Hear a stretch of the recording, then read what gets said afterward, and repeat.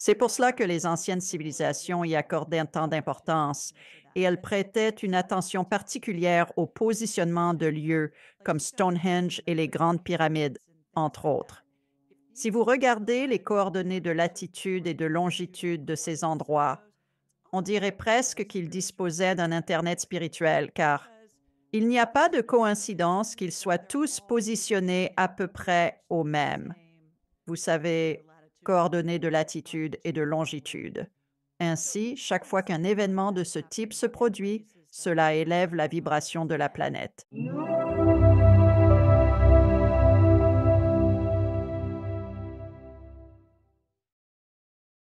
Je suis ravi de te retrouver dans l'émission, notre championne de retour, Julie Ryan. Comment vas-tu, Julie? Salut Alex, toujours un plaisir d'être ensemble. Merci beaucoup d'être revenu dans l'émission. Notre dernière conversation a vraiment bien marché. Les gens l'ont beaucoup apprécié, mais on s'était vraiment concentré sur ce qui se passe après la mort, dans le monde, sur les compétences que tu possèdes dans le monde psychique, et tu es un véritable buffet de différentes choses que tu fais. Mais c'était un aspect vraiment intéressant parce que, à l'époque, je ne comprenais pas vraiment ces différentes étapes de ce qui arrive quand quelqu'un meurt et ce que tu vois, et ainsi de suite. Donc, si quelqu'un veut voir cet ancien épisode, s'il vous plaît, cliquez sur le lien ci-dessous et vous trouverez des liens pour cela. Mais aujourd'hui, je voulais vous revoir car depuis notre dernière conversation, qui date d'il y a un an maintenant, beaucoup de choses se sont passées dans le monde. Et il se passe beaucoup de choses et je voulais obtenir votre avis de voyante sur la situation et vous parlez bien à vos guides spirituels et à ce genre de choses. Alors, ma première question est, selon vous, pourquoi tout cela arrive-t-il? Les guerres, les difficultés économiques, la polarisation politique. Je n'ai jamais vu ça aussi grave de toute ma vie. Et j'ai vécu dans les années 80 et les années 70. J'étais enfant à l'époque, mais je m'en souviens encore. C'était tous les jours, on se disait, je ne sais pas, ils vont nous tuer. Mais cette fois ça semble un peu différent. Quel est votre avis? Que dit l'autre côté à ce sujet selon vous? C'est un cycle d'information continue, 24 heures sur 24, 7 jours sur 7. Ça a toujours été ainsi. Nous avons simplement accès à l'information. 24/7. Le sensationnalisme attire. Voilà le monde des nouvelles. Et plus ils peuvent attirer de regards sur une histoire, et tout est question de peur, plus ils attirent de regards, plus ils génèrent de revenus publicitaires, car tout repose sur le nombre de personnes qui regardent. Ainsi, vous pourriez avoir 5 000 personnes qui empruntent une route pour aller travailler le matin et il y a un accident. Eh bien, ils ne parlent pas des 5 000 qui ont conduit. Ils parlent de l'accident. Et j'entends ça tout le temps, Alex, de la part des gens. Et je veux dire, avez-vous déjà entendu parler de la guerre civile en Amérique au 19e siècle? Et ils disent, nous n'avons jamais été aussi divisés. Moi, je me dis, avez-vous déjà entendu parler de la guerre civile? C'était le Nord contre le Sud. Je vis dans le profond Sud en Alabama.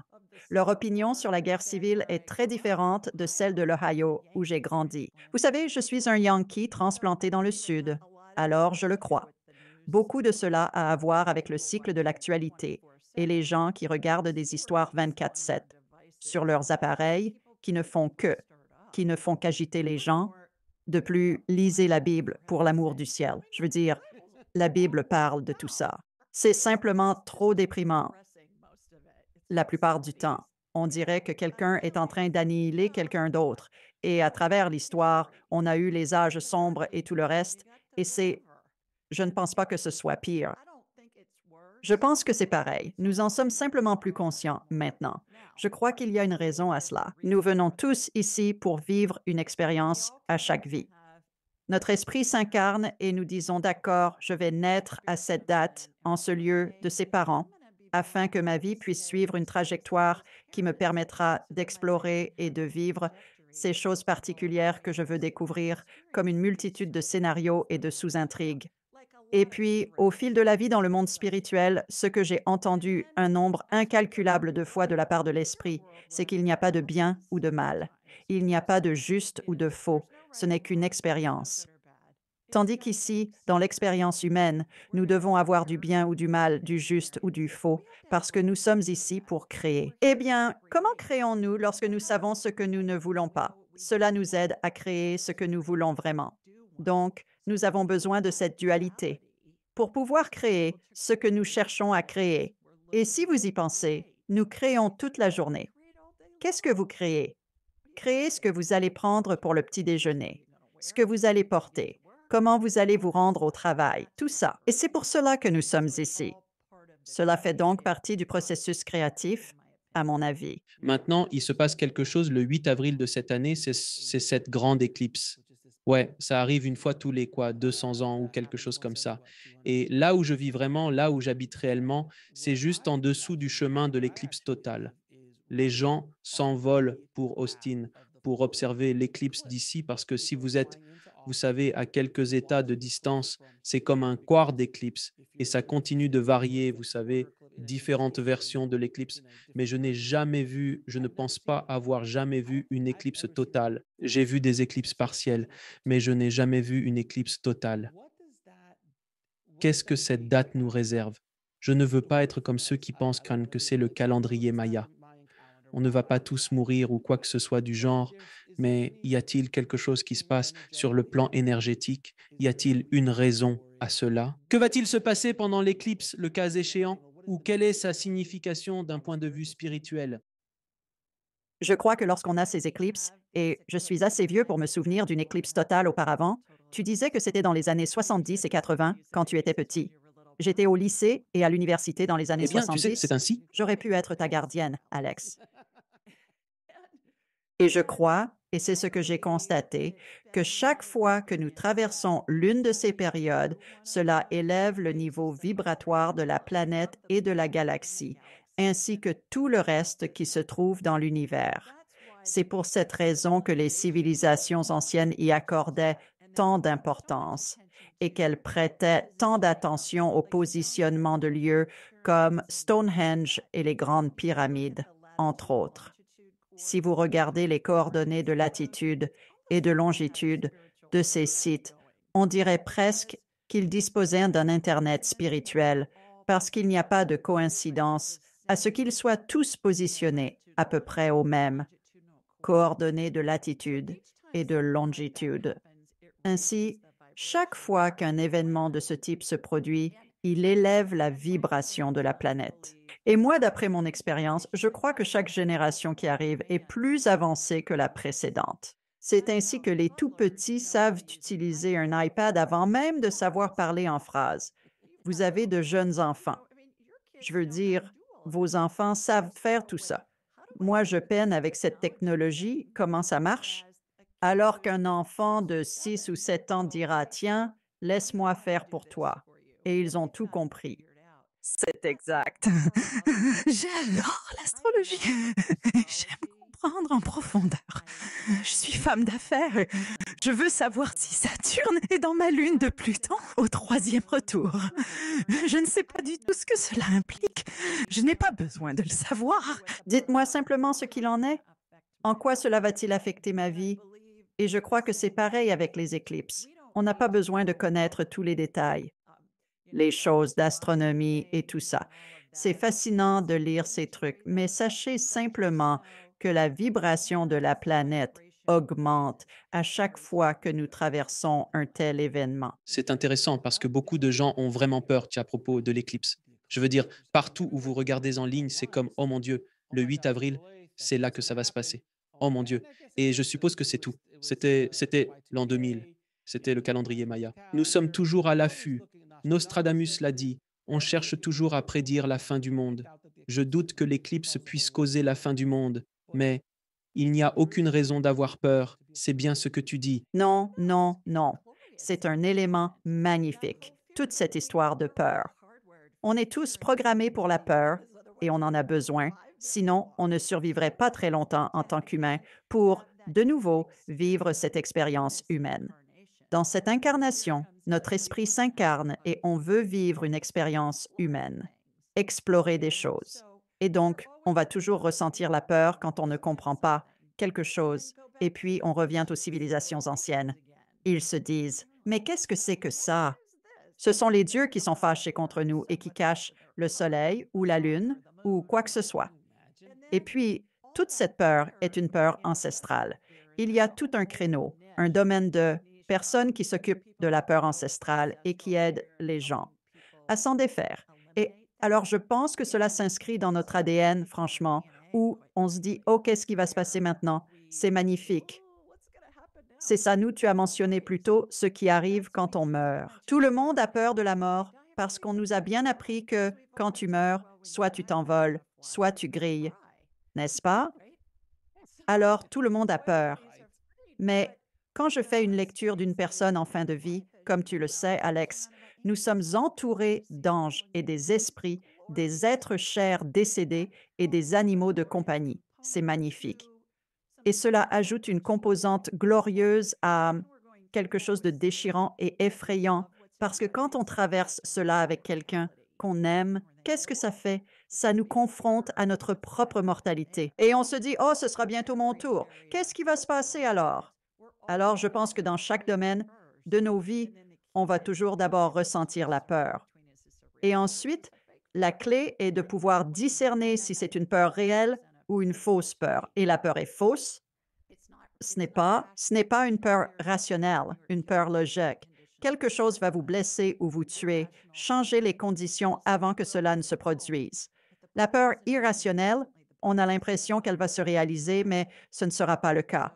Mais le corps ne fait pas la différence. Le corps entre en mode combat ou fuite dans les deux cas. Alors, quand on sait que cela repose sur une croyance limitante, des anciens, Celtes, qui croyaient que les éclipses solaires ou lunaires étaient maléfiques, eh bien, non, elles ne le sont pas. Les astrophysiciens peuvent les expliquer et il y a une raison scientifique à ce qui se passe. Sur le plan spirituel, cela élève la vibration. La vibration nous connecte à l'esprit et nous guide. Alors, vous avez mentionné un terme, la peur ancestrale, le karma ancestral, si vous voulez. Pouvez-vous approfondir un peu cela? Parce que c'est quelque chose que je pense avoir probablement entendu pour la première fois au cours de la dernière année. Je n'avais jamais vraiment compris cela jusqu'à ce que quelqu'un, un de mes invités, en parle. Et j'ai dû faire face à mes propres trucs ancestraux. Nous avons tous des affaires ancestrales. Et vous commencez à remonter la lignée, du côté de votre père et du côté de votre mère. Comment était-il? D'où venait-il? Et qu'est-ce que cela signifie pour vous ici? Et je ne sais pas pour vous. Avez-vous déjà fait le test ADN? Pas le test ADN, le test génétique comme 23andMe ou autre. Fascinant. Je l'ai fait en cadeau. J'étais là, genre, je suis en partie quoi? C'est fou. Et c'est effrayant de voir à quel point c'était précis parce que je savais où étaient mes arrière-grands-parents. Je remonte jusque-là. Je ne vais pas plus loin que ça en termes de connaissance de mes origines, mais c'est exactement ce qu'ils avaient indiqué. C'est assez remarquable. Alors si tu pouvais approfondir un peu le sujet. Bien sûr, eh bien, la peur ancestrale provient des croyances et des histoires, et je pense qu'elle fait partie intégrante de l'ADN. J'ai appris, je suis une inventeuse et une femme d'affaires qui a appris à faire du woo-woo. Ainsi, j'ai la capacité, et c'est ce que j'enseigne aux gens partout dans le monde, de se connecter avec l'esprit. Eh bien, lorsque vous vous connectez avec l'esprit, vous pouvez tout faire. Vous faites des choses liées aux vies antérieures. Vous pouvez parler aux êtres chers décédés, vous pouvez parler à n'importe quel esprit. Peu importe si vous les connaissez ou non. Vous parlez aux esprits liés à des corps, peu importe, toutes ces autres choses. Alors, d'après mon expérience, Alex, quand j'ai une question à ce sujet, je fais simplement appel à l'esprit avec qui je veux parler, comme ce serait amusant de le faire avec vos ancêtres. On pourrait le faire un de ces jours, si vous voulez. Nos têtes sont comme de grandes antennes paraboliques. Elles captent et émettent des fréquences. Chaque esprit possède une fréquence qu'il conserve tout au long de ses vies. Pour communiquer avec eux, il suffit de penser à eux et cela accorde votre tête antenne parabolique à leur fréquence, ouvrant ainsi une communication bidirectionnelle comme une radio. Tout le monde fait cela. Ils ne s'en rendent simplement pas compte. Et avec de la pratique, on peut devenir vraiment doué. Alors, la peur ancestrale serait quelque chose comme ça. Et j'ai fait cela avec des clients lorsque nous parlons à peut-être l'un de leurs proches qui était dans un camp de concentration. Et donc, beaucoup d'informations ont été perdues. Et mon client veut connaître certains détails sur des choses. J'ai une amie en particulier qui est qui est la fille d'un comte et d'une comtesse hongrois. À un moment donné, sa famille, sa grand-mère, possédait 8 châteaux en Hongrie et ils ont tout perdu pendant la guerre. Alors, la famille essaie de récupérer une partie de cela. Et ainsi, son ancêtre, en esprit, lui donne des directives très précises et directes sur les actions à entreprendre, aller à tel département, appeler telle personne, faire telle chose. Et on fait sans cela ce que nous pouvons faire.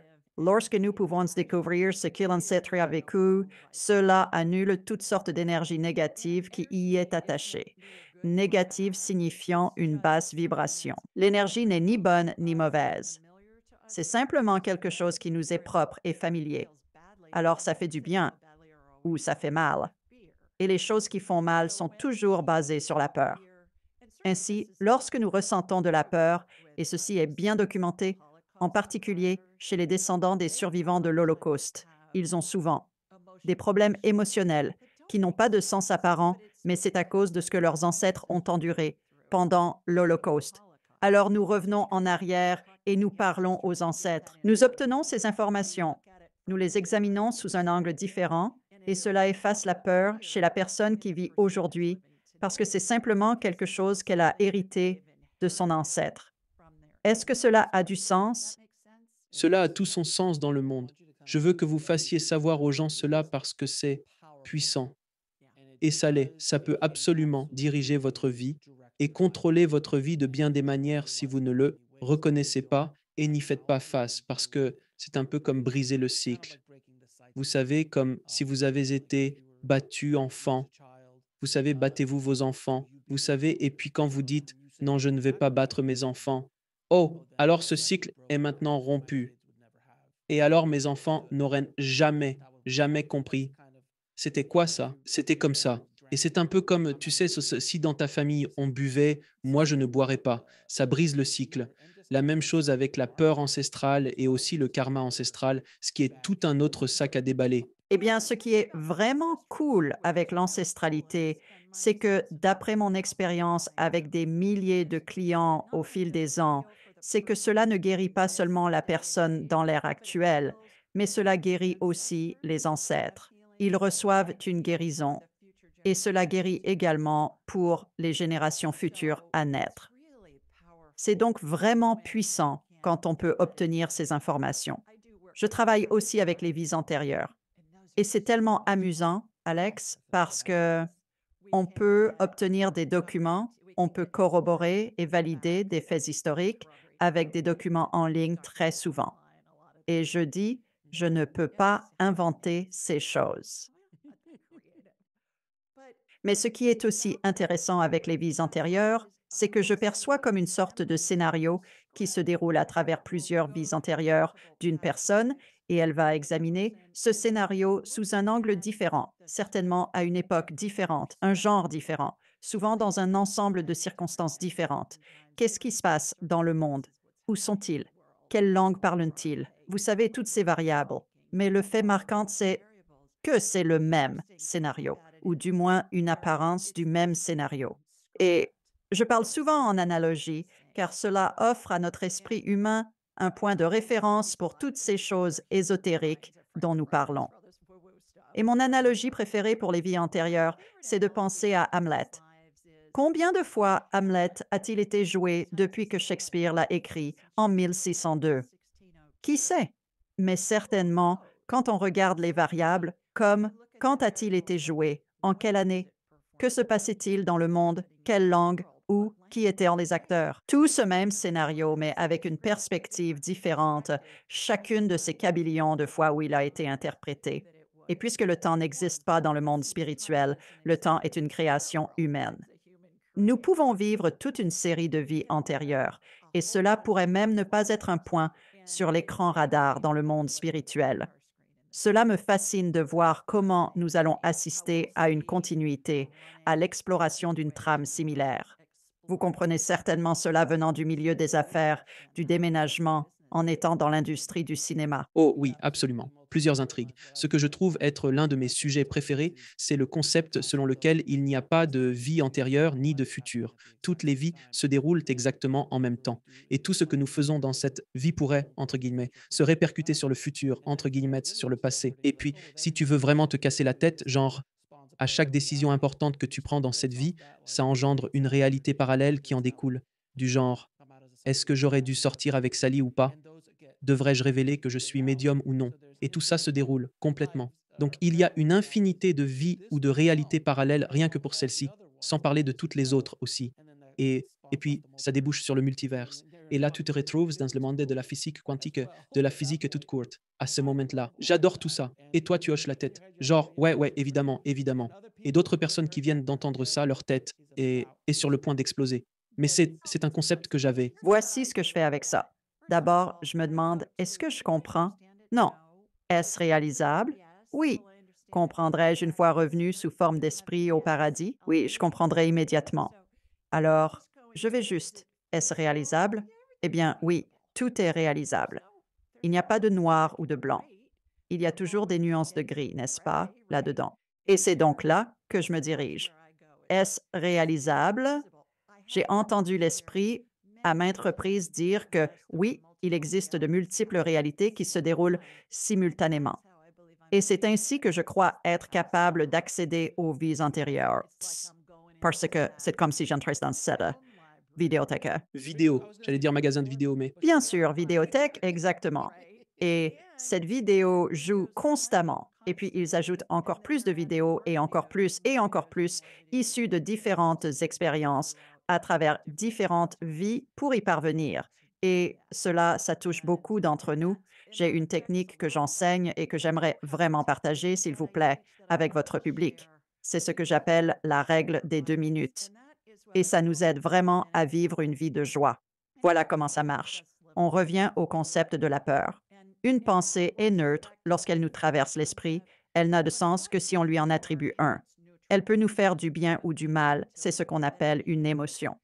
C'est notre système de navigation interne, une capacité innée en chacun de nous. Nous sommes naturellement programmés pour cela. L'essentiel est de réaliser que tout ce qui nous fait nous sentir mal, que ce soit la colère, la jalousie, l'ennui, la peur réelle, le chagrin, peu importe, c'est une basse vibration. Ce n'est pas mauvais, c'est simplement une vibration plus basse. Pour revenir à toute cette histoire de peur, on ne comprend pas pourquoi ça fait mal. Alors, tu sais, est-ce réel? Est-ce faux? Deux types de peur. La peur rationnelle, la peur irrationnelle. La peur rationnelle. Quelque chose va te blesser ou te tuer, change les conditions avant que ça n'arrive. Les peurs irrationnelles, tout le reste, on en a parlé.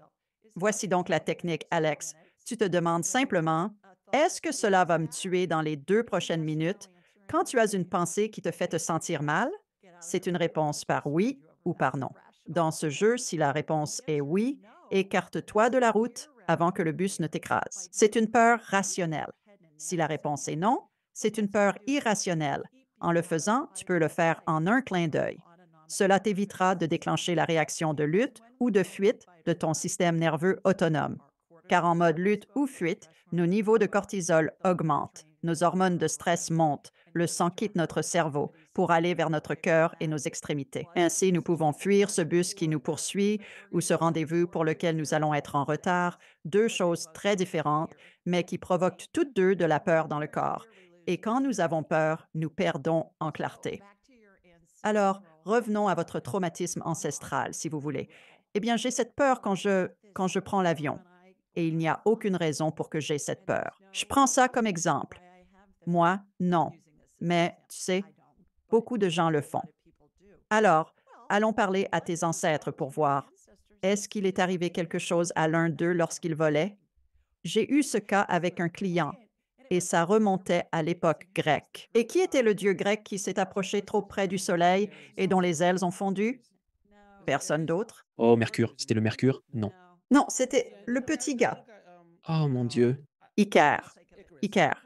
Icare. Merci, Icare. merci. Et donc, ce qu'on a fait, c'est qu'on est remonté jusqu'à ce gars. Tu sais, il connaissait Icare. Et lui, ses ailes ont fondu lorsqu'il s'est trop approché du soleil. Alors lui et tous les membres de sa famille avaient peur de voler. Quand on a remonté à ça, il était comme oh mon Dieu, tu sais, et puis voilà. Ça annule simplement la peur quand on sait que c'est une fausse peur. Elle n'a plus aucun contrôle sur nous. La règle des 2 Ces minutes. pensées, C'est magnifique, magnifique, magnifique. À l'infini, tous les jours. Vous pouvez l'utiliser partout. C'est gratuit et pratique car ça fonctionne où que soit votre cerveau, qui vous accompagne partout où vous allez. de manière générale, j'ai été dans des situations où le cerveau était introuvable. Mais c'est une autre histoire, je vais vous l'apprendre. Ça impliquait du rhum ou de l'alcool, quelque chose du genre? Je suis sûr que ça impliquait quelque chose. C'était une bêtise de mon enfance. Alors, vous avez mentionné hors antenne que vous communiquez avec vos guides spirituels et que vous les faites venir pour leur parler et leur poser des questions. Pourrions-nous faire cela un peu? Comment cela fonctionne-t-il?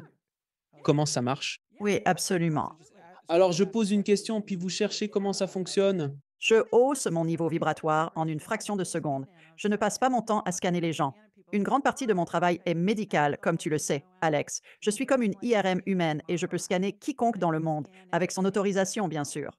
Je ne le fais pas sans cela, car je considère que ce serait contraire à l'éthique. Et alors, je peux voir des os brisés, des ligaments déchirés, peu importe. Quand je travaille avec quelqu'un, ses guides sont impliqués. Mes guides le sont aussi. Dieu, l'univers, les anges, tous leurs proches décédés de toute leur vie. C'est comme une grande soupe que j'appelle esprit. Alors je verrai des choses dans l'œil de mon esprit, je recevrai des informations téléchargées dans ma tête. Je nomme cela des téléchargements divins. Alors, on part de là. Donc, oui, posez-moi des questions. Et ensuite, c'est une fusion de l'esprit qui s'exprime à travers moi. Je veux dire, je suis totalement lucide, mais c'est un dialogue entre l'esprit, vous et moi. D'accord. Alors, que voyez-vous pour l'humanité dans cette année à venir? Nous continuons à nous développer. Les choses vont continuer à s'améliorer. Nous allons créer des choses. Nous créons à partir du contraste lorsque nous savons ce que nous ne voulons pas. Et je suis un inventeur de dispositifs chirurgicaux vendus partout dans le monde. Comment les ai-je créés? Avec un diplôme en communication? Au fait, eh bien, parce que je connaissais les problèmes liés à certaines chirurgies et j'ai alors pu accéder à l'information. C'était avant que j'apprenne à faire du woo-woo, mais j'étais capable d'accéder à l'information. Toutes les informations sont accessibles à tous. Information universelle. Quand vous pensez à quelque chose, vous vous branchez sur un canal et ensuite, vous téléchargez cette information. L'essentiel, c'est de passer à l'action. On télécharge constamment de l'information, mais rien ne change tant qu'on n'agit pas sur cette information reçue. C'est là que la règle des 2 minutes intervient, parce que la plupart des gens ont peur d'agir selon les informations qu'ils obtiennent. Si ça vous semble bon, faites un pas, agissez.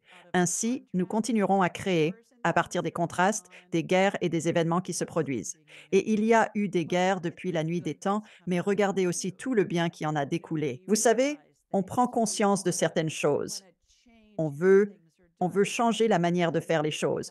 On a des traités, on a d'autres choses qui vont en découler. Et il y a des gens qui veulent explorer et vivre des expériences à différents niveaux. Vous savez, il y a des gens qui sont des criminels et qui veulent explorer cela. Et puis, il y a des gens pour qui ça ne fait même pas partie de leurs préoccupations. Alors, ils explorent quelque chose de différent qui semble meilleur. Chaque expérience nous est bénéfique d'une manière ou d'une autre, même si nous la percevons comme horrifique. Dans le monde des esprits, ce n'est pas le cas. Ils se disent oh, wow, qu'allons-nous faire avec ça? Qu'est-ce qu'il va créer à partir de cela? Ils ne le voient pas comme quelque chose d'horrible. Nous, si, et nous devons le faire, car c'est ce qui nous aide à créer dans notre existence humaine. Est-ce que cela a du sens? Cela a du sens. Quel est votre avis ou quelle est la perspective de l'esprit sur les élections qui se déroulent cette année partout dans le monde? Ce n'est pas seulement en Amérique et pas uniquement en Amérique, où évidemment tout le monde porte son attention. Partout dans le monde, les gens observent toujours nos élections et elles sont. C'est assez important. C'est toujours important. Mais qu'est-ce que je dis? Partout dans le monde, de nombreuses élections ont lieu cette année. C'est comme une année charnière pour les victoires politiques. Quelle est votre opinion sur cette perspective? Tout se déroule à la perfection. En reprenant ce que je viens de dire, tout se déroule à la perfection, même si cela ne nous semble pas être le cas. Revenons à la règle des 2 minutes. Vous savez, si ce type gagne, est-ce que ça va me tuer dans les 2 prochaines minutes? Non, ce n'est pas le cas. Alors, cela vous apporte de la clarté, maintient votre clarté à sa place et vous pouvez avancer. Tout se déroule parfaitement. Nous créons à partir de chaque situation qui se présente. Et quand on comprend vraiment cela, et c'est un concept important, un concept très avancé, qui m'a été transmis par l'Esprit depuis très longtemps maintenant. C'est incroyable comme on vit une vie de joie, on s'intéresse encore à ce qui se passe dans le monde, mais ça n'affecte pas notre joie quotidienne parce que on ne se tourmente pas à propos de quelque chose qui pourrait arriver. Nous sommes tous câblés pour la peur, c'est un concept de base. Alors, que faisons-nous? Nous utilisons notre imagination pour envisager des choses que nous ne voulons pas qu'elles se produisent et nous en souffrons. Tu sais, si nous pouvons couper court à cela avec la règle des 2 minutes et dire d'accord, tu sais, si cela arrive, très bien, ça me sera bénéfique d'une certaine manière. Comment ce sera intéressant de voir comment cela va se dérouler. Quel sera mon rôle ou non? Est-ce que je veux être un créateur dans cette situation?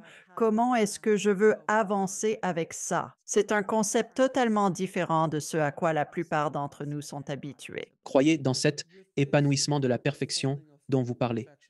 Je comprends parfaitement ce que vous voulez dire. Oui, cela signifie que les mauvaises choses qui me sont arrivées se sont déroulées parfaitement pour faire de moi ce que je suis aujourd'hui. Je n'ai pas vraiment aimé certaines de ces choses, comme vous non plus, parfois, mais c'est ainsi avec ce qui se passe dans le monde. Les choses vont-elles être un peu plus tumultueuses à l'avenir pour que nous puissions avancer?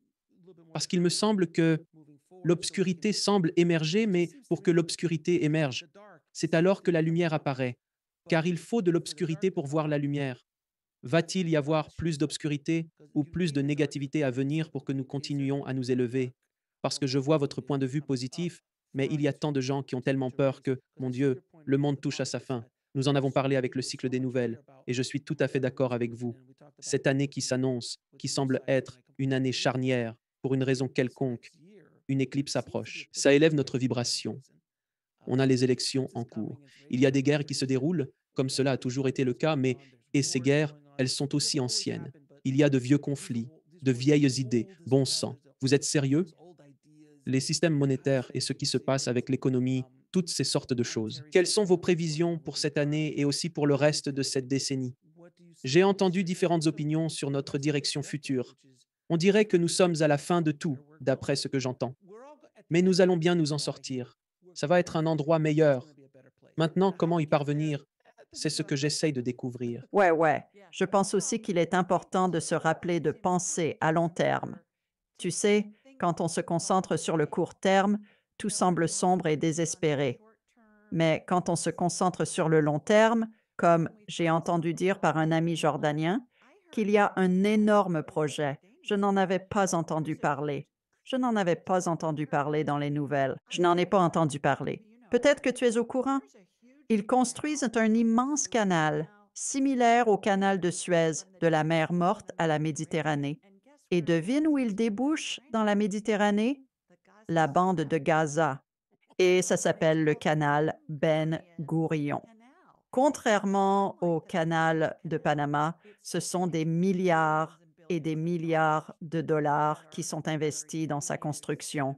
Ça va générer des sommes colossales pour tous ces pays qui sont impliqués. Alors, tu sais, ça fait réfléchir cette histoire palestinienne, israélienne. Est-ce que c'est vraiment une question de religion ou en fait, au fond, est-ce que c'est une question d'argent? Et je crois, j'étais étonnée, avais-tu entendu parler de ça? C'est le canal, et il va permettre un commerce dans les 2 sens. Et la mer Morte est vraiment basse, donc ils ne le font pas. Les écluses qu'ils construisent vont être complètement différentes. Il y aura toutes ces stations balnéaires et autres qui vont être construites le long du parcours. Donc, enfin bref, le point, c'est que je pense que là où nous en sommes avec tout ça, c'est que notre cycle d'actualité 24/7 met en lumière beaucoup de l'essentiel de ces choses. Vous savez, le cycle des nouvelles veut nous maintenir dans la peur. Et certainement, pour reprendre votre point, c'est une vieille histoire à propos. des conflits au Moyen-Orient, ils se battent depuis le début des temps les uns contre les autres. La Russie et l'Ukraine, bon sang, c'est aussi une vieille histoire. D'accord, mais qu'est-ce qui se cache derrière tout ça? Si on reste concentré sur le fait que la vérité va nous être révélée, sans se laisser emporter par les détails à court terme et sans céder à la peur, est-ce que cela va vous affecter? Aujourd'hui, chez vous, dans les 2 prochaines minutes? Non, ce n'est pas le cas. Alors restez à l'écart de la peur et cela vous permettra de voir la situation dans son ensemble. Et je pense que cela va continuer à se dérouler. Et à mesure que nous devenons plus éclairés, que la vibration de la planète s'élève, nous pouvons au moins envisager cette possibilité-là. Je ne comprends pas vraiment comment cela fonctionne, mais est-il envisageable qu'il y ait une image plus grande ici? Oui, je pense que nous pouvons convenir que c'est envisageable, c'est possible. Et nous nous concentrons là-dessus, et cela élève notre niveau vibratoire, et cela nous permet de communiquer avec l'esprit, et nous avons alors accès à l'intelligence universelle. Une analogie que j'aime utiliser, Alex, pour cela est que nous avons tous de l'énergie autour de nous tout le temps. Tout est fait d'énergie. Tous nos êtres chers décédés, les anges, les guides spirituels, tout le tralala sont là. Quand on est dans une basse vibration, l'esprit ne communique pas sur les canaux du genre je me sens nul parce que la vibration est trop basse. Exact. Quand on est lié à un corps, on vibre plus lentement parce que le corps a une masse. C'est comme essayer de faire passer un courant électrique à travers un bol de pudding. Ça va le ralentir à cause de la masse. Mais c'est comme quand on est dans un avion et qu'il pleut. Peu importe d'où on part, de quel aéroport on décolle et qu'on est sur la piste. Puis on décolle et on passe au-dessus de ces grands nuages. Qu'est-ce qu'on voit? Un ciel bleu et des nuages blancs et moelleux qui étaient toujours là. Nous ne pouvions tout simplement pas les voir à cause de la couverture nuageuse des averses. Les averses en dessous sont une basse vibration. Le ciel bleu est toujours là. C'est une haute vibration. Cet esprit, nous y avons tous accès. Il s'agit d'apprendre à communiquer avec l'esprit. Vous y parvenez par la méditation. Vous êtes un grand méditant. Vous y parvenez par la prière. Vous y parvenez par d'autres moyens, mais c'est là et c'est accessible à tous. Nous sommes tous équipés dès le départ pour le faire. C'est fascinant parce que j'étais sur le point de dire, c'est comme la méditation. Vous quittez le corps, en quelque sorte. Vous sortez du corps et vous vous élevez. Pendant la méditation, vous augmentez la vibration pour pouvoir recevoir des téléchargements, pour pouvoir avoir des visions, pour pouvoir obtenir des informations, dans une. Et c'est tout ce qui m'arrive quand je médite. Mais quand vous êtes un méditant à un certain niveau, comme un maître en marche ou un maître ascensionné, lorsqu'ils méditent, ils disparaissent, s'évadent littéralement, voyageant vers différents royaumes. Oui, ils peuvent aller vers d'autres horizons. Vous êtes à un tout autre niveau, et c'est ce que je. Parce que les maîtres ascendants me fascinent, comme ils devraient fasciner presque tout le monde.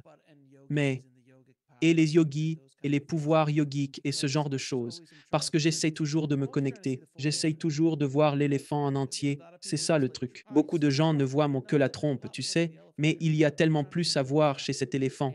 Alors, je tente de relier les points. Et à mesure que ces maîtres ascensionnés élèvent leur vibration ou fréquence, ils peuvent accéder à l'autre côté. Ils accéderont à des informations auxquelles ils ne pouvaient pas accéder si vous faisiez, disons, des choses d'une vibration très basse. Et d'après ce que je comprends, lorsque vous êtes sur une vibration plus élevée, vous ne pouvez pas vraiment attirer. Il vaut mieux avoir peu de gens dans votre vie, car ça ne fonctionne pas toujours. C'est pourquoi je plaisante en disant, quand avez-vous entendu parler d'un yogi agressé? Ça n'arrive généralement pas. Eh bien, et je pense qu'il est aussi important de mentionner, Alex, que c'est une façon de faire. J'accède à tout cela en une fraction de seconde parce que j'ai appris comment faire et j'enseigne aux gens du monde entier à le faire. Quand tu suivras mon cours, tu seras capable de le faire en un clin d'œil. Je suis totalement conscient. Je dialogue avec n'importe quel esprit. J'accède à tout type d'informations. Il n'est pas nécessaire de psalmodier pendant 1 heure, de sautiller sur le pied gauche pendant 5 minutes, de lever la main droite et de tourner sur soi-même. C'est une compétence qui se développe. Le cerveau crée de nouveaux chemins neuronaux et ça suffit. Pas besoin de l'étudier pendant 50 ans pour y arriver. Plus vous le pratiquez, plus vous devenez compétent. En recevant des informations de l'esprit, nous les validons et apprenons à leur faire confiance. Plus on le fait, plus on reçoit de validation, plus on a confiance et ça devient une seconde nature. C'est là où j'en suis. Je ne suis certainement pas un maître ascensionné. Je ne médite pas 1 heure chaque jour, loin de là, mais je suis capable d'accéder à ces choses instantanément. Ouais, c'est exactement ça. Et c'est un autre point très pertinent, c'est qu'il y a plusieurs chemins menant au même temple ou à la même fin du voyage. Et ce n'est pas toujours une seule et unique voie. Je veux dire, tu peux t'asseoir dans une grotte dans l'Himalaya et méditer pendant 50 ans et tu sais, tu pourrais, si tu le fais correctement et que tu es formé, atteindre un certain niveau d'illumination en faisant quelque chose comme ça. Ou tu pourrais le faire pendant 50 ans et ne rien accomplir du tout. Qui sait? Ou alors tu pourrais suivre ton cours ou lire un livre et là, instantanément, tu comprends et tu peux aller quelque part. Et ça dépend aussi de la personne, de ce qu'elle est, où elle en est. Sur le plan de l'évolution spirituelle, il y a tant de façons différentes d'aborder le même objectif, ce que je veux assurer que tout le monde comprenne. Et c'est le sujet de mon émission, de montrer chaque chemin de vie, chaque manière d'être. Vous savez, j'ai rencontré des physiciens quantiques extrêmement éclairés et des personnes spirituelles qui le sont beaucoup moins. Alors, c'est vraiment fascinant. N'est-ce pas? Et je pense que de plus, cela montre que chacun est sur son propre chemin. Ainsi, le maître yogi qui s'assoit dans une grotte a médité pendant 50 ans, c'est ce qu'il a choisi d'explorer dans cette incarnation humaine, tandis que quelqu'un d'autre explore une autre voie. Je crois que nous sommes tous ici pour vivre l'expérience humaine, et l'expérience humaine est ce que nous décidons d'en faire. C'est pas génial ça? Et pour revenir à la création, quand on y pense, eh bien, nous créons toute notre vie, tant que nous sommes en vie, puis une fois terminé, nous retournons au paradis. Et qu'est-ce qu'on fait une fois au paradis? Nous créons ce que sera notre prochaine vie et nous réincarnons. Ainsi, le processus de création est continu. Il ne s'arrête jamais. Et c'est une aventure. C'est un parcours que nous connaissons tous, et toi en particulier, et moi aussi. Il y a des choses qui sont des aventures dans nos vies. Ensuite, une fois le but ultime atteint, que faisons-nous? Nous passons immédiatement à la création de quelque chose de nouveau, à la recherche d'une autre idée pour continuer à construire. Ce processus ne s'arrête jamais. Tout le monde est ainsi. Chacun a un but. Chaque personne a de la valeur dans la société, dans la race humaine, peu importe l'époque à laquelle ils ont vécu, ce qu'ils ont fait, ce qu'ils ont vécu, tout cela contribue au collectif. Et c'est cette information, cette intelligence universelle à laquelle nous avons accès. N'est-ce pas intéressant que lorsque la plupart des gens prennent leur retraite en Occident, ce concept de retraite à 65 ans, on est censé être mis au vert ou quelque chose du genre. Mais je ne sais pas quel est le pourcentage exact, mais la plupart des gens meurent dans les 5 ou 10 ans suivants parce qu'ils ont perdu leur but et leur capacité à créer, parce qu'ils se disent: «Oh, je vais juste m'asseoir sur la plage et manger des bonbons et boire, tu sais, des daiquiris». Ça devient lassant. Ouais, vraiment. Moi, du moins, je ne peux même pas faire ça maintenant. J'ai l'intention de continuer à travailler ou à créer jusqu'à ce que j'ai fini. C'est juste, le concept de retraite est quelque chose de très ancien. Dans l'idée de l'ère industrielle, de la retraite. Êtes-vous d'accord avec cela? Je suis d'accord, et c'est intéressant parce qu'il n'y a jamais de coïncidence dans la vie. Mais hier, j'ai eu une conversation avec un client qui vit dans les villages en Floride. Et je disais que je crois que les villages, et pour ceux qui ne savent pas de quoi je parle, c'est une communauté de personnes, je pense de 55 ans et plus ou quelque chose du genre, et ils ont beaucoup d'activités et des opportunités d'apprendre des choses et d'assister à des conférences et à des choses comme ça. Et de plus en plus de communautés de ce type voient le jour à travers le pays et même dans le monde entier. Et je crois que ce que les développeurs essayent de faire, c'est de recréer les zones bleues partout dans le monde où, oui, il y a la santé, oui, il y a la nourriture, oui, il y a la spiritualité, mais c'est surtout un sentiment de communauté. Et la chose dont la plupart des gens parlent lorsqu'ils prennent leur retraite, c'est à quel point ils se sentent seuls et combien ils regrettent de ne pas être entourés de personnes, parce que nous sommes des animaux sociaux. Nous avons besoin d'être entourés des autres. Et je crois que c'est ce que ces communautés encouragent dans les résidences avec assistance et les communautés comme les villages et ailleurs. Il y en a un tas en Arizona, au Nevada, en Floride et probablement aussi au Texas, où les gens déménagent parce qu'il y a tant d'activités pour eux afin qu'ils ne restent pas simplement assis chez eux à dépérir pour finalement en finir là. Vous savez, ils décident de retourner au paradis parce qu'ils s'ennuient à mourir. N'est-ce pas? Sérieusement? Ouais, exactement. Alors, parlons un peu de l'économie, car il y a aussi beaucoup de craintes concernant les changements économiques qui se produisent dans le monde. L'argent, les systèmes monétaires, les systèmes économiques, je veux dire, souvent les gens pensent que tout le système est truqué, ce qui est évidemment le cas, à bien des égards, de très nombreux égards. Alors, que voyez-vous ou que voit l'esprit pour l'économie mondiale, à l'avenir, cette année en particulier, mais ensuite pour la prochaine décennie, parce que c'est mon ressenti. J'ai l'impression que ces vieilles institutions commencent à montrer leurs failles dans tous les domaines de la vie, politique, santé, éducation, toutes religieuses. Les failles apparaissent et tout commence à s'effondrer parce qu'il faut que quelque chose de nouveau les remplace. J'aimerais beaucoup connaître votre avis. Je pense que cela s'appuie sur tout ce dont nous avons discuté jusqu'à présent durant notre rencontre d'aujourd'hui, en ce sens qu'il faut briser l'ancien pour que le nouveau puisse émerger. Lorsque vous demandiez quelle serait la situation dans le monde, ce que j'ai entendu, c'est que tout se déroule à nouveau parfaitement. Ça va être vraiment bien. Et, et quand on ne comprend pas quelque chose, que fait-on? On a peur. Immédiatement, nous cédons à la peur. Je crois fermement que nous allons vers une monnaie numérique. Je pense que cela se produira plus tôt que tard. Et je suis convaincu que, malgré tout le pessimisme qui entoure cela, ce sera bénéfique pour nous tous. Et quand vous parlez de monnaie numérique, car en réalité, nous utilisons déjà une forme de monnaie numérique avec les cartes de crédit et les banques.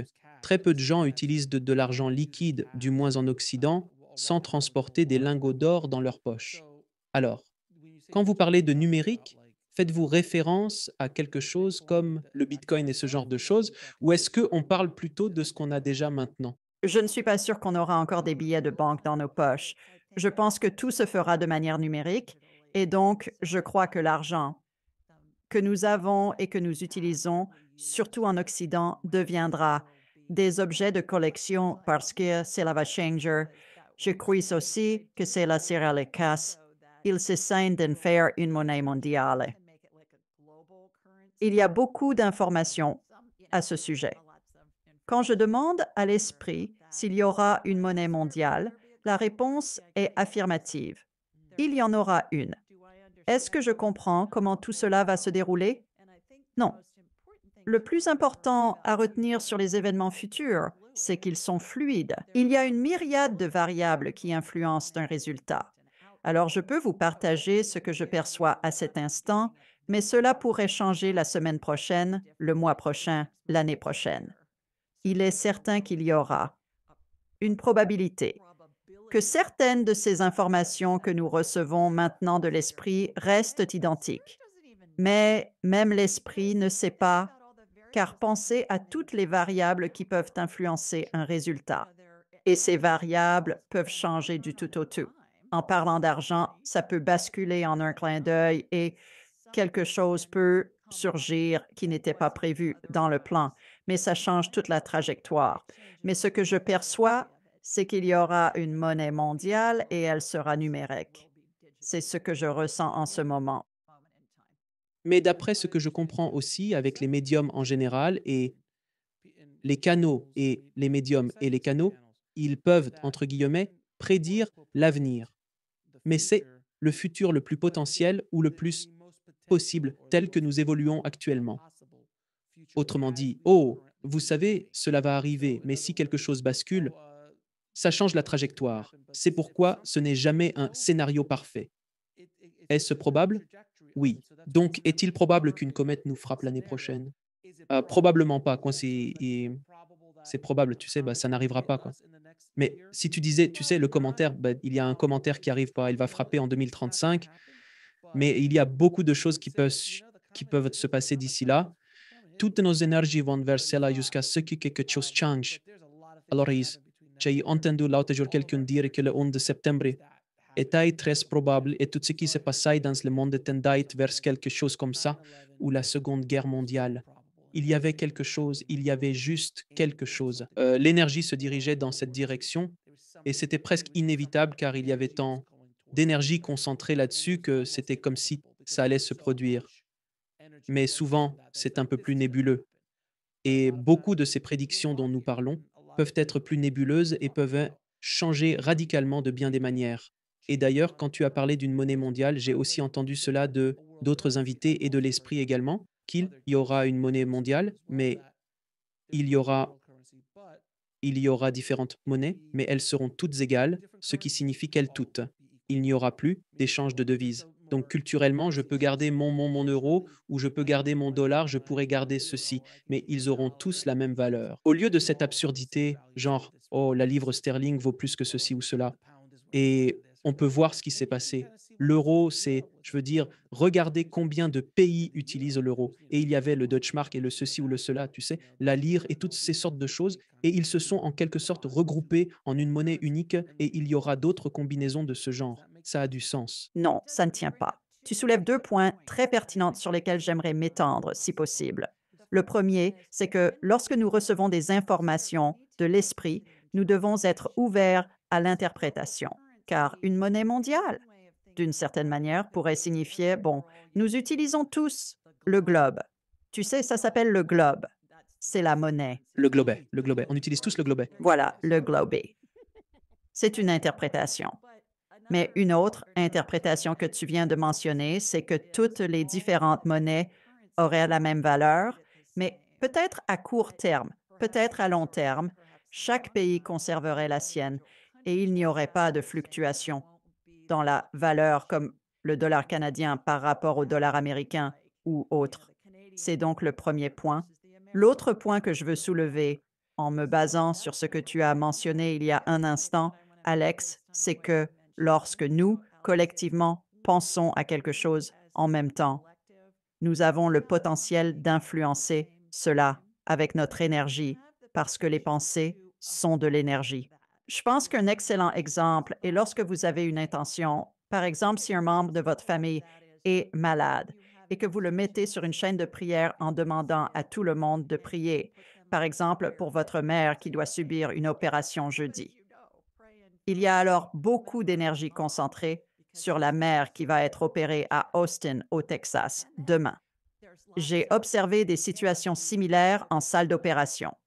Je suis un inventeur de dispositifs chirurgicaux vendus mondialement et j'ai passé beaucoup de temps en salle d'opération.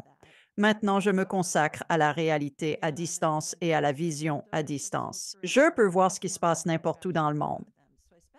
Alors, quand quelqu'un subit une opération, par exemple, je me connecte simplement à l'esprit de cette personne et je peux vous dire combien de chirurgiens sont dans la salle. Je peux lire l'équipement d'anesthésie. Je peux vous dire où ils en sont dans la procédure chirurgicale, peu importe.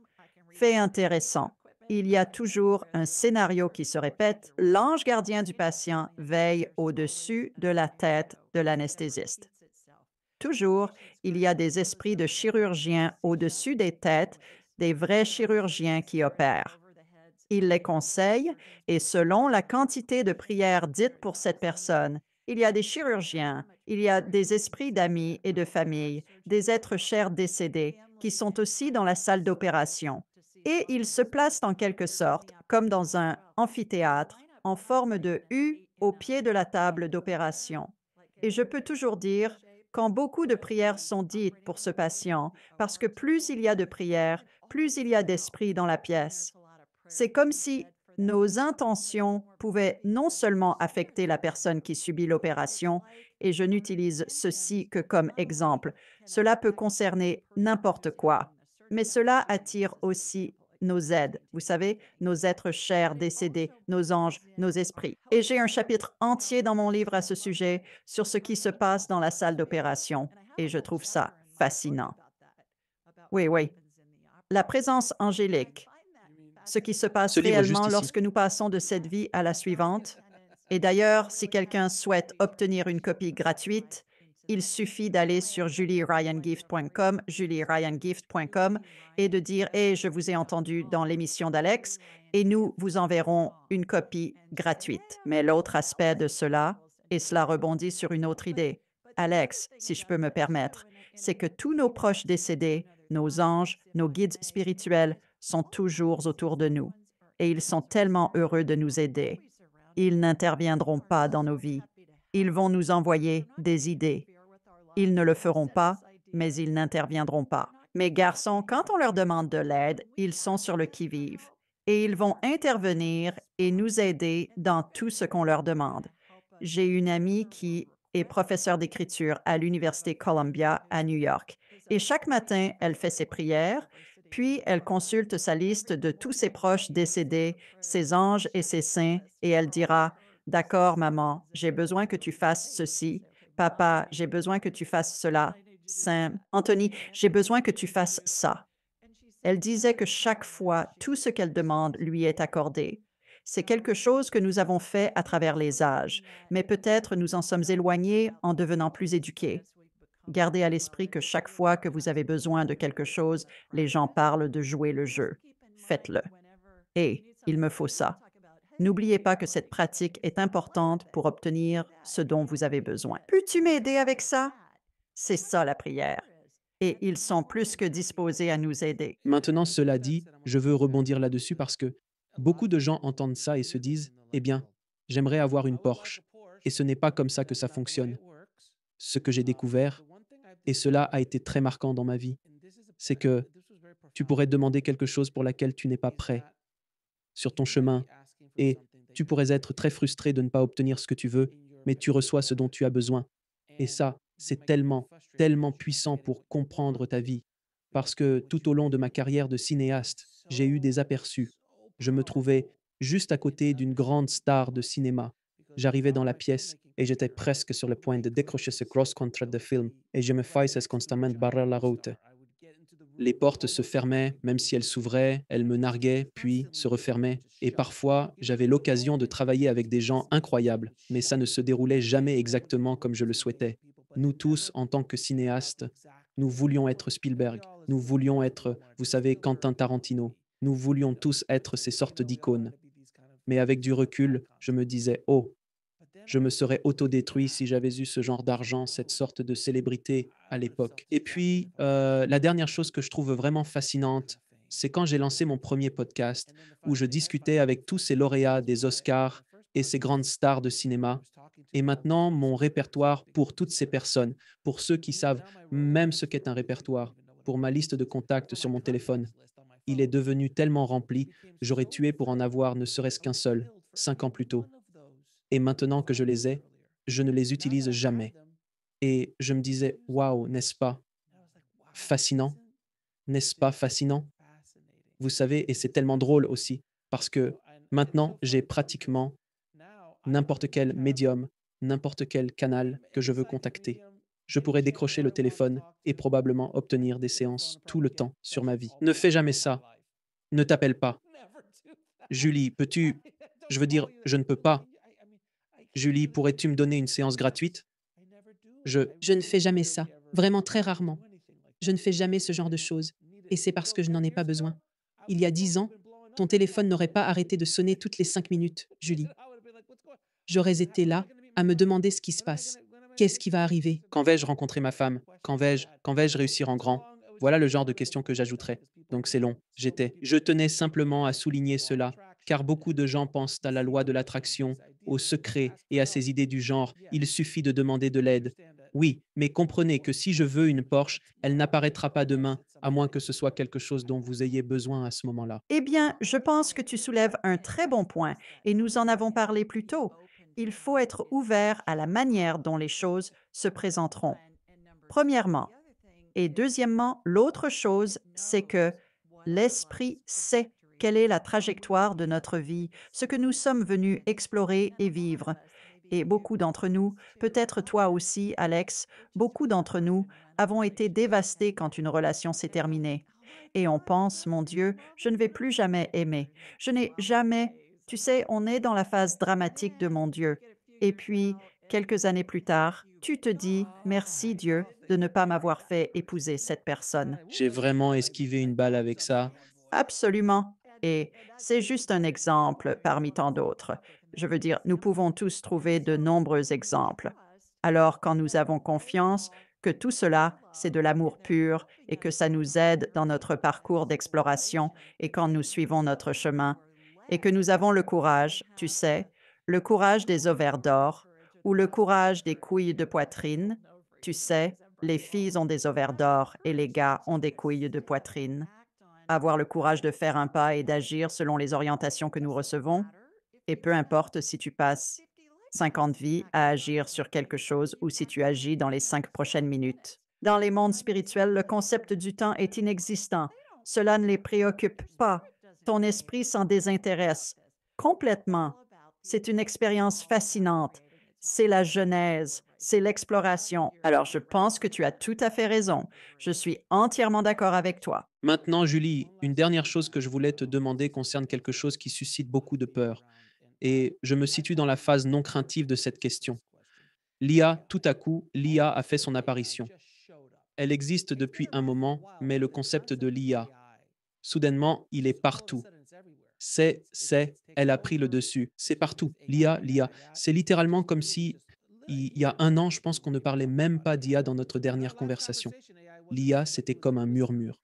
C'est assez incroyable, la rapidité avec laquelle ça s'est imposé dans l'air du temps, au point que, tu sais, tout le monde voit, tout le monde pense à Terminator. On croit tous que c'est la fin. Ça va détruire l'humanité. Je ne crois pas. Je pense qu'il y a des garde-fous en place, spirituellement, que l'humanité a choisi de ne pas laisser cela se produire. Mais je veux entendre ton point de vue.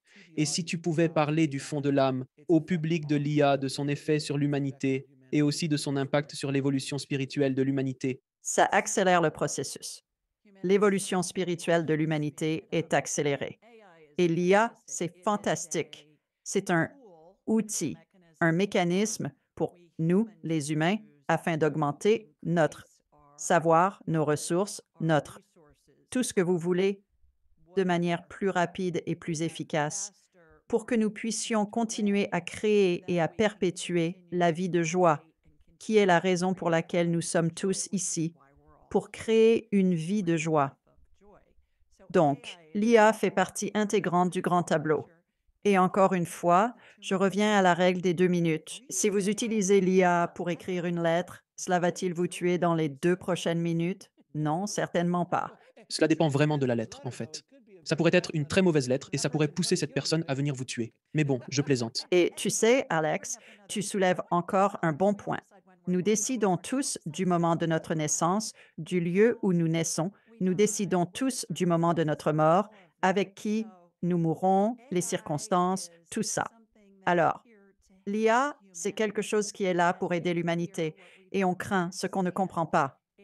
Et il y a plein de gens qui écrivent des articles, qui font des histoires, des films et tout le reste, tu sais, ce qui se vend. Quel est le genre le plus populaire dans le cinéma? La science-fiction. N'est-ce pas? Je pensais que c'était l'horreur. Non, regarde le top 20. Regarde les 20 meilleurs films de tous les temps. Ce sera principalement de la science-fiction et des bandes dessinées. Eh bien, et l'horreur, car une émotion, eh bien oui, l'horreur. C'est toujours là que tu vas faire de l'argent. Ouais, mais tu vois, c'est très intéressant. Et je ne veux pas m'égarer, mais si tu regardes le top 20 des films de tous les temps, horreur, je ne pense même pas qu'il y ait un film d'horreur là-dedans parce que ça n'atteindra pas ce niveau. Mais si tu veux juste partir de la base, tu fais un film d'horreur, il va faire un carton, il va atteindre un certain niveau, plus haut et plus vite que tout le reste, parce qu'il suscite une émotion, mais il n'ira pas à une échelle de masse aussi facilement, parce que les gens, à grande échelle, ne veulent plus être terrifiés, tu sais. Donc c'est ça, c'est dans le. Les Dents de la mer ne se produiraient pas aujourd'hui. Les Dents de la mer, à sa sortie, c'était le premier film à grand succès. Aujourd'hui, ça n'arriverait pas car on a évolué au-delà. à un certain niveau. Point intéressant à ce sujet. Alors, revenons à la science-fiction. Écoute, quand j'étais petit, je regardais les Jetsons. Ah oui, Nous avons des téléphones avec caméra. Nous avons, tu sais, je suis sûre qu'ils ont des véhicules volants, qui sont certainement, tu sais, les gens d'autres galaxies lointaines, très lointaines, ont très probablement des véhicules volants. Rosie est une IA. En fait, oui, Rosie, c'est de l'IA. Vous savez, on a des aspirateurs, robots et tout le tralala. Et tant de ces trucs de science-fiction sont devenus réalité. Alors je vous demande, en tant que cinéaste, ces types-là, est-ce qu'ils captent tout ça? Je pense que oui. Est-ce qu'ils captent des choses qui sont dans le futur? Ou est-ce qu'on essaye juste de développer, comme quand le président Kennedy a dit, vous savez, on sera sur la Lune avant la fin de la décennie? Qu'est-ce qui se passe là? Est-ce qu'ils captaient ça? Est-ce qu'ils voyaient dans le futur? Le faisaient-ils? Qu'est-ce qui se passait? Et qu'en est-il de tous ces films de science-fiction? Ah oui, en fait, si on remonte jusqu'à H.G. Wells, il était le premier. Ses livres se sont tellement intégrés dans l'univers de la science-fiction et de la technologie parce que ces concepts, les concepts de H.G. Wells, n'avaient jamais existé avant lui. Ils n'existaient c'est tout simplement pas. J'ai découvert l'autre jour que le conte de Noël de Charles Dickens est une expérience de mort imminente. Et je n'avais vraiment jamais envisagé les choses sous cet angle. Et là, d'un coup, bah, je me suis dit, oh, attends une seconde. Bon sang, c'est toute une expérience de mort imminente. Genre, tout. Il n'est juste pas mort. C'était juste. Mais c'était une expérience de mort imminente. Pat, le bilan de vie. Tout. Alors, ces histoires bah, qui existent depuis longtemps, et on remonte à Da Vinci, et tu sais, jusqu'à Platon. C'est dans toute la littérature, toutes ces histoires. D'où venaient ces idées? Et puis, on pourrait aborder, dans un autre épisode, une discussion plus approfondie sur l'origine des idées. Et comment, quand est-ce que les idées émergent? Parce que si tu parles d'IA en 1900, tout le monde te regarde comme si tu avais trois têtes, n'est-ce pas? Mais nous n'étions pas prêts pour cette information. Nous n'étions pas prêts pour l'idée de la voiture, ni pour la révolution industrielle jusqu'à ce que nous le soyons. Parce que c'est ce que je trouve toujours fascinant pendant le Moyen Âge, tout ce qui était nécessaire, tout sur cette planète en termes de matériaux et d'informations, les matériaux pour créer le monde dans lequel nous vivons aujourd'hui existaient déjà. Nous n'avions simplement pas l'information à l'époque. Pourquoi? Parce que nous n'étions pas suffisamment évolués spirituellement pour même y faire face. Et je lance toujours, imaginez donner une mitrailleuse à Gengis Khan. Pouvez-vous imaginer les dégâts supplémentaires qu'il aurait pu causer parce que nous nous serions détruits si nous avions disposé de ce genre de technologie à cette époque? Non pas que nous fassions un si bon travail aujourd'hui, mais vous voyez ce que je veux dire. Eh bien, dans le potentiel, vous soulevez un point très pertinent parce que le potentiel est là, l'énergie du potentiel, et puis nous le concrétisons lorsque nous avons les moyens de le rendre manifeste. Exactement. Et quand on est prêt pour ça, quand certaines histoires. The Matrix est sorti en 1999. Pour le 25e anniversaire, c'était la première fois que le concept de la théorie de la simulation a émergé dans l'ère du temps. Ça existe depuis 7000 ans. On l'appelle Maya, la grande illusion. Les aborigènes l'appellent le rêve. Mais nous étions prêts à grande échelle pour Star Wars en 67. La spiritualité dans ce film, n'est-ce pas, nous a introduit au concept de la force, de l'énergie, d'une certaine manière, dans une histoire magnifique et très captivante. Mais ces idées ont été comme des graines semées chez des millions et des centaines de millions de personnes à travers le monde qui n'auraient jamais envisagé la spiritualité sous cet angle, car c'était un film très spirituel, à bien des égards. Alors, mais ces idées appartenaient à leur époque. Il fallait qu'elles émergent à ce moment-là. Donc, tu sais, je pourrais continuer à parler de films et d'histoires indéfiniment. Julie, quel plaisir de discuter avec toi. Peux-tu dire à tout le monde où te trouver, en savoir plus sur toi et sur le travail que tu fais, et comment obtenir ton livre, gratuitement, Les soins angéliques? Oui, askjulierion.com, c'est mon site web. Ask Julie Ryan sur YouTube et sur toutes les plateformes de podcast. On sort 2 émissions par semaine. Tu as été invité à mon émission. On a des chaînes YouTube et aussi des podcasts. J'anime une émission en direct tous les jeudis soirs où des gens du monde entier appellent pour me poser une question tirée de mon buffet de dons psychiques. C'est toujours un plaisir, comme tu le sais, Alex, parce que je ne sais jamais qui va appeler ni sur quel sujet. Ça peut aller de parler à ta grand-mère décédée, à communiquer avec ton chat ou même faire un scan de ton corps si tu as un souci médical, des guérisons énergétiques, des vies antérieures, peu importe. C'est génial. Tous les jeudis soirs à 20 heures, heure de l'Est, et tout ça, c'est Ask Julie Ryan. Et si tu veux suivre sur tous les réseaux sociaux aussi, demandez à Julie Ryan aussi. Pour obtenir une copie gratuite de mon livre, visitez Julie Ryan Cadeau. julieryancadeau.com et dites simplement que vous m'avez entendu dans l'émission d'Alex pour recevoir une copie gratuite. Julie, c'est un plaisir et un honneur de te parler. Je suis sûr qu'on te réinvitera bientôt, car il y a 1000 choses à discuter sur le plan spirituel. Peut-être la prochaine fois, tu exploreras mes vies antérieures pour découvrir quand je suis tombé d'une pyramide. C'est peut-être pourquoi j'ai le vertige, ou quelque chose dans ce genre. Alors, Julie, merci infiniment d'être revenue dans l'émission et de m'avoir aidé. Je t'aime, tu le sais, je t'adore. Tu es une de mes personnes préférées au monde et j'envoie plein d'amour à tout le monde depuis notre doux foyer, l'Alabama. Merci de regarder. Cliquez sur une des vidéos ci-dessous pour poursuivre votre voyage et n'oubliez pas de vous abonner.